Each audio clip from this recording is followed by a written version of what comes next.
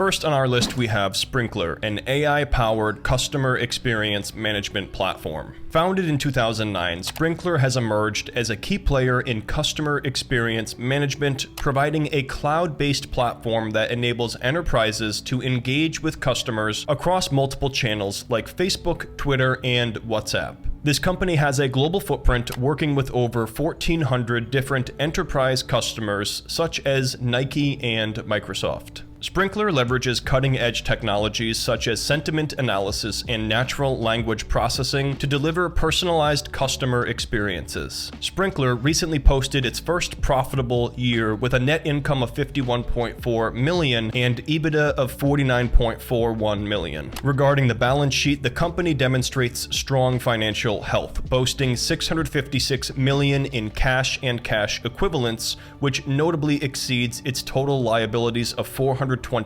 million. The customer service industry is facing massive disruptions from AI, and as more companies lean towards adopting this new technology, Sprinklr stands to benefit massively.